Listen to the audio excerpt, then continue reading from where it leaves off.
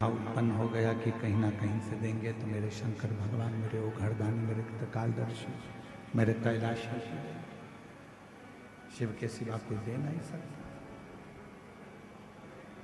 अच्छी बुद्धि,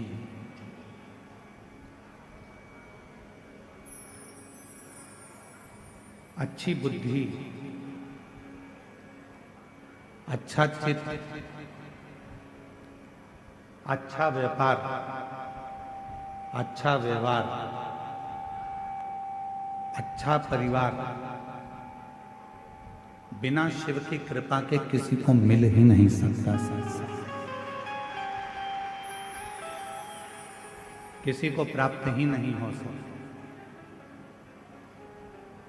आपकी बुद्धि सही चल रही है, आपका विवेक सही है, आपके विचार सही हैं, आपका परिवार सही है, आपके व्यापार सही चल रहा है, व्यवहार सही चल रहा है, परिवार सही चल रहा है, तो समझ लेना कि मेरे देव अधिदेव महादेव की आप पर कृपा होना प्रारंभ हो गई, करुणा होना प्रारंभ।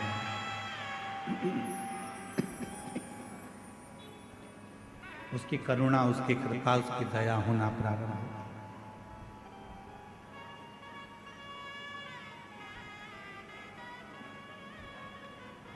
राजा बलाहक के उसी समय पर राजा बलाहक की बुद्धि में एक बात आ गई। एक वृक्ष की छांव में बैठ गया और भगवान शिव जी से आराधना कर कर कहता है कि मैंने अभी तक आपके मंदिर में जो भी जल चढ़ाया हो, ऐसी कृपा कर दो कि उस जल का एक अंश, यदि मैंने आपके मंदिर में जल चढ़ाया है, मैंने आप पर शिव जी एक लोटा जल रोज चढ़ाया है, तो उस जल का एक अंश इस शिवालय में, जो जंगल में है, वन में है, इस शिवालय में प्राप्त होगा।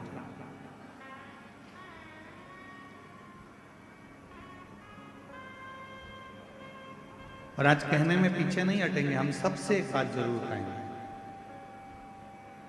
और करा रहे हो, कुआं खोद रहे हो, बावड़ी बना रहे हो, तालाब खोद रहे हो, या बोरिंग मशीन लगा रहे हो और तुम्हें लग रहा है कि यहाँ पानी नहीं आएगा, यहाँ तो पानी बहुत नीचे है, प्राप्त नहीं होगा, तो प्रयास करो। यदि आपने रोज भगवान शिव को 1 साल, 1.5 साल, 2 साल लगातार शंकर भगवान के मंदिर में जाकर, शिवालय में जाकर अगर 1 लोटा जल चढ़ाया है, तो आप भी बोर लगाते समय, कुआं खुदवाते समय, बावड़ी बनाते समय, जल निकालते समय भगवान से प्रार्थना कर कर कह सकते हो कि मैंने जो आपको 1 लोटा जल चढ़ाया है, हे शंकर भगवान कृपा करना, उसका एक अंश गंगा मैया से कहकर इस भूमि पर निकाल देना, जिससे ये जल प्राप्त हो,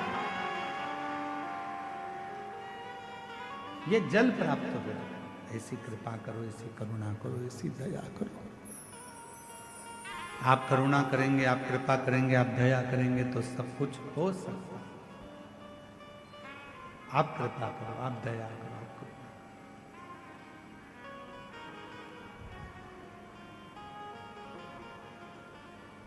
बलाहक राजा हाथ जोड़कर भगवान शिव जी से आराधना करने लगा। मैंने जो आपको जल चढ़ाया है उसका एक अंश, मात्र एक अंश, जो मैंने जल चढ़ाया है उसका मात्र एक अंश का फल आप मुझे दे दीजिए।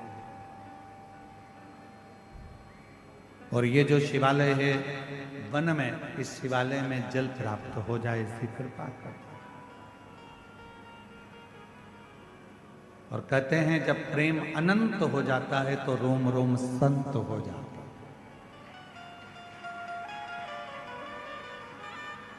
प्रेम की अनंतता में संत का भाव है।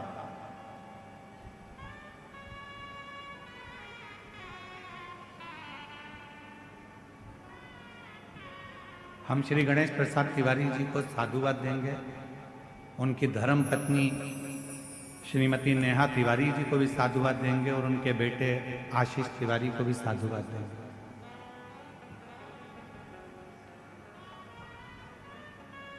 कितने लोग कवर्धा में रहते होंगे, कितने बड़े बड़े सेठ रहते होंगे, कितने बड़े बड़े धनपति करोड़पति रहते होंगे, पर हर वर्ष साल 2 साल में प्रति वर्ष दुनिया के लोग किटी पार्टी में, शॉपिंग में, पार्टी मनाने में, शादी की सालगिरह में दुनिया का खर्चा करते हैं। पर मैं गणेश तिवारी जी को, गणेश प्रसाद तिवारी जी को और उनके परिवार को धन्यवाद देता हूं कि कम से कम साल भर 2 साल में आप एक यज्ञ अनुष्ठान, कथा, सत्संग कराकर ना जाने कितने जीवों का कल्याण कर देते हैं।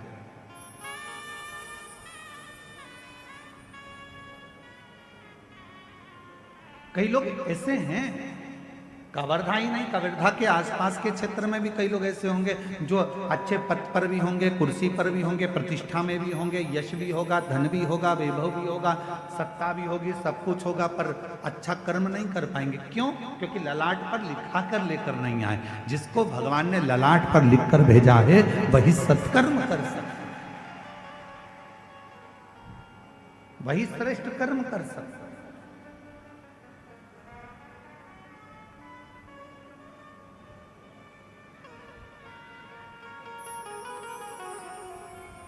और आज हमको तो घुंगरी खुर्द वालों से भी थोड़ी थोड़ी जलन हो रही है। क्यों? इतनी बड़ी दिव्य शिव महापुराण की कथा और इतना बड़ा सुरभि यज्ञ आपके छोटे से गांव में हो रहा है, तो सोचने वाला विषय, सोचने तरसते हैं।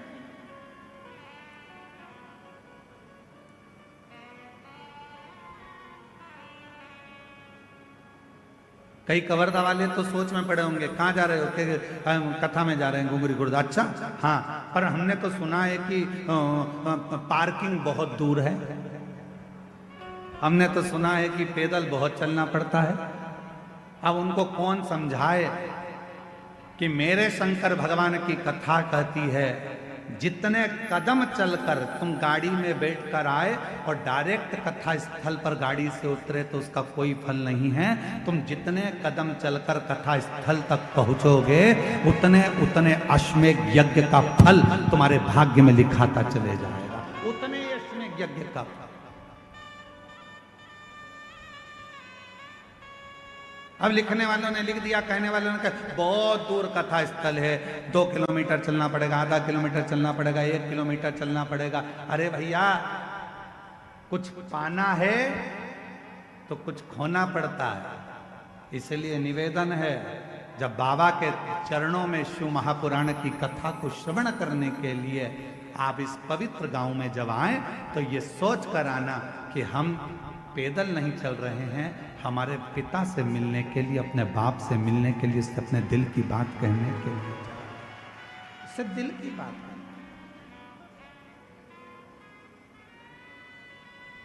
अब कोई कहे कि वहां पर टेंट लगा है, पूरा टेंट भरा पड़ा हुआ है, जगह नहीं है बैठने की, तो खुश हो। अरे प्रसन्न होइए। 4 दिन के अंदर अगर किसी के घर में शादी पक्की हो जाए तो 50 लोगों की शादी करने के लिए पसीने छूट जाते हैं, और 4 दिन में ये कथा पक्की हुई और 4 दिन के अंदर ये कथा का रिश्ता हुआ। हम तो श्री गणेश प्रसाद तिवारी जी आपको धन्यवाद देते हैं। 4 दिन में इतनी व्यवस्था करने के लिए अच्छे अच्छे के पसीने छूट जाते हैं महाराज, कि पंडाल लगाना है, स्टेज बनाना है, व्यवस्था करना है, महाराज आएंगे, जनता आएगी। और साथ में मैं गणेश प्रसाद तिवारी जी आपको धन्यवाद देता हूं कि आपके यहाँ के कलेक्टर महोदय को, यहाँ के एसपी महोदय को, यहाँ के एसएसपी, आईजी, कमिश्नर और यहाँ के तहसीलदार, यहाँ के टीआई, यहाँ के एक एक जितने पुलिस ऑफिसर हैं, मैं सबको साधुवाद देता हूँ। यहाँ के एसडीएम हो, चाहे कोई भी पदाधिकारी गण हो, जिन्होंने इतने कम समय में इतनी सुंदर व्यवस्था जमाई है, उसके लिए पूरी प्रशासन को साधुवाद, पूरी प्रशासन। सहज है क्या शिव पुराण की कथा? आज तो कथा का दूसरा दिन है और बाउंड्री पार गेंद है।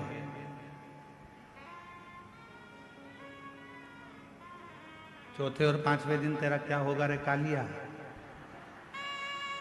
समझना।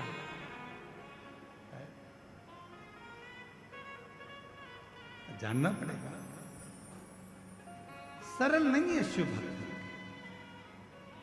थोड़ा तपना पड़ेगा, साधना पड़ेगा, स्मरण करना पड़ेगा, उसके चरणों में बैठना पड़ेगा, उसके सामने जाकर उसके पंडाल में बैठकर जब हम उससे अपने दिल की बात कहेंगे तो वो सुने। सरल।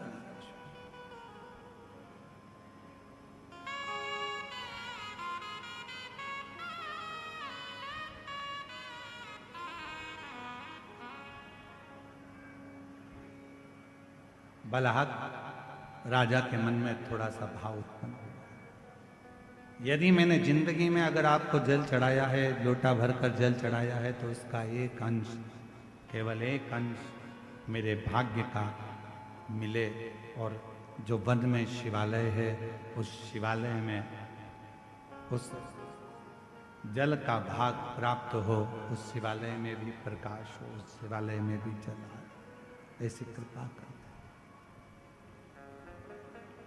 करता है। कपट के विहीन, छल के विहीन, लोभ के विहीन, प्रपंच के विहीन, जब हम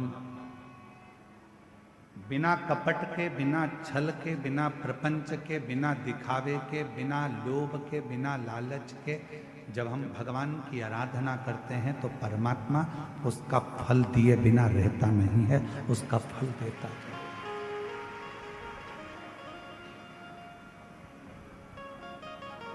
जैसे प्यार और उधार दो चीजें हैं। जम के बोलो, क्या क्या? जम के बोलो। पहले नंबर पर प्यार और दूसरे नंबर पर उधार। बोलो जम के, क्या क्या चीज? आवाज नहीं आई, जम के बोलो। प्यार और उधार, ये हर किसी को नहीं दिया जाता।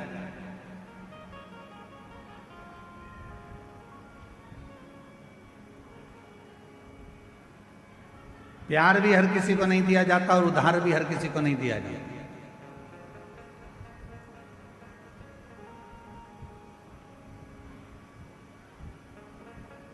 कोई बंठन के तुम्हारे सामने आ गया, अपना नाम चेंज कर कर आ गया, था कुछ नाम, रख लिया दूसरा नाम, देख लिया उसने कि यह बड़ी धर्मात्मा है, बस इसी के धर्म को तोड़ना है, और अपना रूप बदल लिया उसने। थोड़े समय के लिए माथे पर उसने तिलक भी लगा लिया, थोड़े समय के लिए उसने हाथ में माला भी पहन ली, और थोड़े समय के लिए उसने तुमको 25-50 रुपए का पेट्रोल डलवा कर तुम्हें घुमा भी लाया, 20 रुपए की चाउमीन भी खिला दी।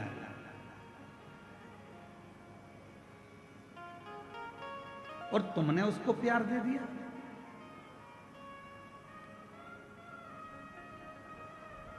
प्यार और उधार हर किसी को नहीं दिया जाता।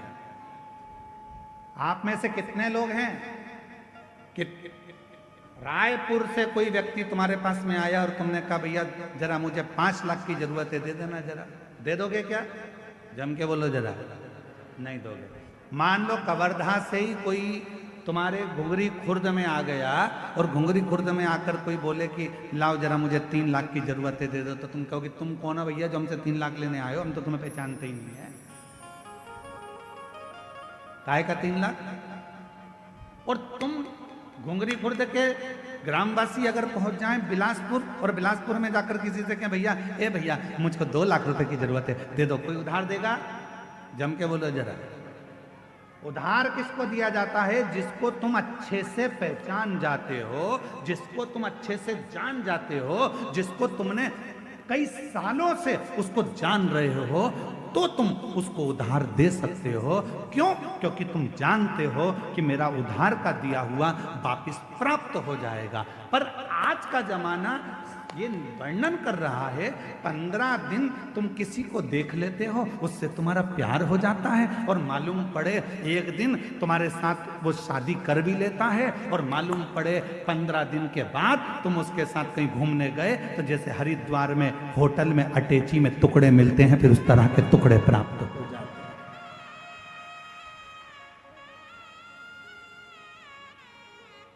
उधार देने से पहले हमने देखा कि कितना समय पुराना है, कौन है, हम इसको इतने साल से जानते हैं, हम इतने साल से पहचानते हैं, तब हमने उसको उधार दिया कि हमारा उधार प्राप्त हो जाएगा। उधार भी 50 बार सोच कर दिया जाता है, और प्यार भी 50 बार सोच कर दिया जाता है। ये हर किसी को नहीं दिया जाता जो तुम्हारे टुकड़े कर कर कहीं फ्रिज में भर देता। हर किसी के लिए उधार भी नहीं है, हर किसी के लिए प्यार भी। सोचिए, विचारिए।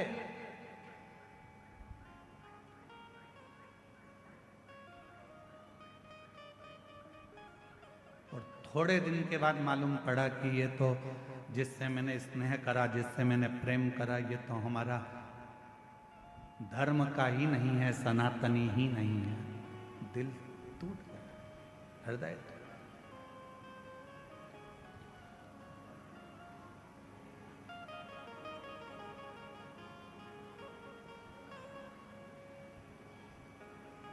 आपको मालूम है छत्तीसगढ़ की भूमि, छत्तीसगढ़ की धरा, छत्तीसगढ़िया महतारी कैसी है? आपको मालूम है? पूरी दुनिया में कोई ऐसा प्रदेश बता दो जिस प्रदेश को माता के नाम से पुकारा जाता है, महतारी के नाम से पुकारा जाता है। पूरी दुनिया में कोई ऐसा प्रदेश नहीं है जिसको महतारी कहा गया हो। पूरी दुनिया में ऐसा कोई प्रदेश नहीं है जिसको माता कहा गया हो। पूरी दुनिया में कोई ऐसा प्रदेश नहीं है जिसको माँ का संबोधन दिया गया हो। पूरी दुनिया में केवल एक छत्तीसगढ़ महतारी है जिसको माता का संबोधन दिया गया, जिसको माता का संबोधन दिया। क्यों? क्योंकि माता का स्वभाव क्या होता है, माता का स्वभाव क्या है, माँ का स्वभाव क्या है, माँ का क्या स्वभाव होता है। उसके अगर 4 बेटे हैं तो उसके लिए चारों बेटे बराबर होते हैं। माँ का स्वभाव ये होता है कि माँ अपने चारों बच्चों को बराबर का दूध पिलाती है, माँ अपने चारों बच्चों को बराबर का प्रेम करती है, माँ अपने चारों बच्चों को सम रखती है। इसलिए छत्तीसगढ़िया महतारी, छत्तीसगढ़ ये जो माँ है, छत्तीसगढ़ की पवित्र भूमि, यहाँ पर ब्राह्मण हो, क्षत्रिय हो, वैश्य हो, शूद्र हो, ये चारों उस माँ की औलाद हैं, और चारों को प्रेम मेरी माँ हमेशा करती है। यहाँ जो आया, छत्तीसगढ़ की भूमि पर जो आया, मेरी माता ने उसको प्रेम दिया, मेरी माता ने उसको स्नेह दिया।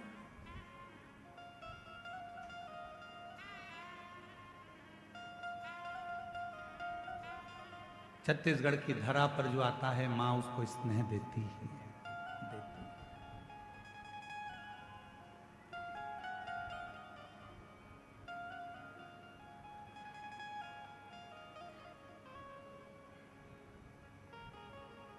यहाँ बड़े से बड़ा राजनेता भी आएगा तो एक पल आकर जरूर कहेगा कि हमको जो मिला छत्तीसगढ़ की भूमि से मिला।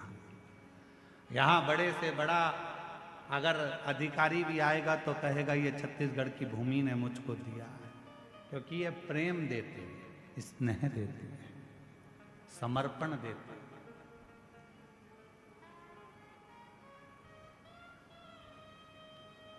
स्नेह क्यों?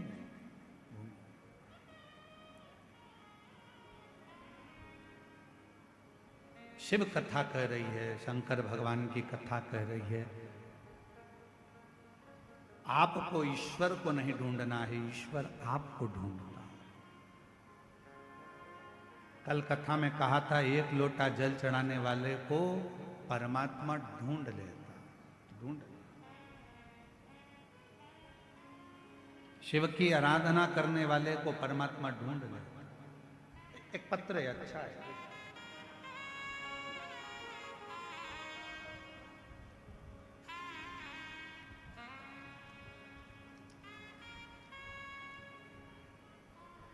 मेरा नाम उषा